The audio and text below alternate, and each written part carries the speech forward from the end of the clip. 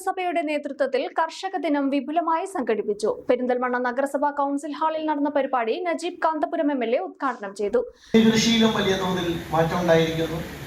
അപ്പോൾ നമ്മൾ ഒരു കൺസ്യൂമർ സ്റ്റേറ്റായി കേരളം മാറിയപ്പോൾ എല്ലാം നമുക്ക് അയൽക്കാർ കൃഷി ചെയ്യുന്നത് മാത്രം കിട്ടുന്ന ഒരു സ്റ്റേറ്റായി മാറി. ഒരു കാലത്ത് നിങ്ങൾ നോക്കൂ, നമ്മുടെ പാടത്ത് നിന്ന് പറിച്ചുകൊണ്ടിരുന്ന പയറും അതുപോലെ തന്നെ നമ്മുടെ മറ്റ് പടവലങ്ങയും മറ്റ് കൃഷിയും പച്ചക്കറികളും ഇന്ന് വളരെ വളരെ ഇല്ലാതെയായിക്കൊണ്ടിരിക്കുന്ന ഒരു കാലമാണ്. ഞാൻ ഈ കർഷക ദിനത്തിൽ നിങ്ങൾക്കൊരു ഗിഫ്റ്റ് കൂടി പ്രഖ്യാപിക്കാൻ വേണ്ടിയാണ് മുനിസിപ്പാലിറ്റിയിലെ ഈ പദ്ധതി ആലോചിക്കുന്നത്. നമുക്ക് നമ്മുടെ റൂട്ടുകളിലേക്ക് തിരിച്ചു പോകണം. നമ്മളുടെ ഒരു കാർഷിക സംസ്കാരം നമുക്ക് നൽകിയ വലിയൊരു ശക്തി സ്രോതസ് ഉണ്ടായിരുന്നു. ഇപ്പോൾ നിങ്ങൾ നോക്കൂ, നമ്മളുടെ ഏറ്റവും വലിയ വരുമാന മാർഗമായിട്ടുള്ള ഗൾഫ് രാജ്യങ്ങൾ ഒരു വലിയ യുദ്ധസമാനമായ രംഗത്ത് നമ്മളുടെ 10,000-കണക്കിന് ആളുകൾക്ക് ജോലി നഷ്ടപ്പെട്ട് കേരളത്തിലേക്ക് തിരിച്ചു വരാൻ നിൽക്കുകയാണ്.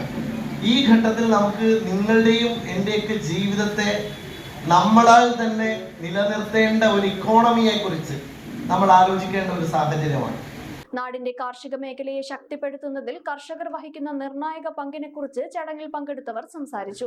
നഗരസഭാ ചെയർപേഴ്സൺ സുരയ്യ ഫാറൂഖ് അധ്യക്ഷത വഹിച്ചു. നഗരസഭാ പരിധിയിൽ മികച്ച രീതിയിൽ കൃഷി ചെയ്യുന്ന കർഷകരെ ചടങ്ങിൽ ആദരിച്ചു.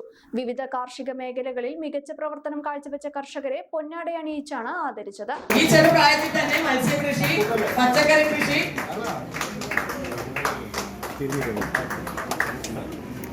അവരെ കുറിച്ച് പറയുകയാണെങ്കിൽ നമ്മുടെ ഇത് നടക്കുന്ന ദിവസം, നെല്ല് പൂട്ടുന്ന ദിവസമൊക്കെ അവൻ സ്കൂളിൽ ലീവാണ് എന്നാണ് അറിഞ്ഞത്. അങ്ങനെ ഒരു പരാതി കൂടി ഉണ്ട്. കാണുന്നില്ല ആരെയാണ് ആദരിക്കുന്നത് എന്നുള്ളത്.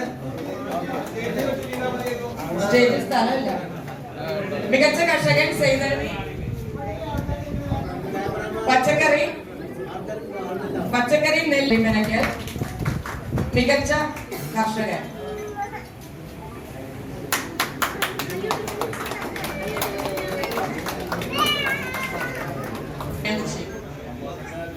ശ്രീ മുഹമ്മദ് കൊച്ചിലിക്കോട്ടെ.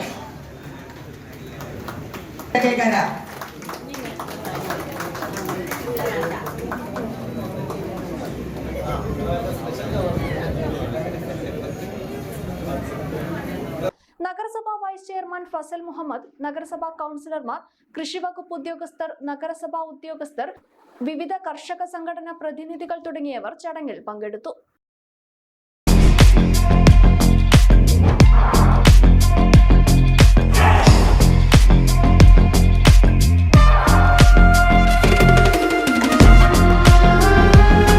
ചമഞ്ഞൊരുങ്ങാം ചമയത്തിനൊപ്പം. ചമയം ടെക്സ്റ്റൈൽസ്, പെരിന്തൽമണ്ണ, മഞ്ചേരി.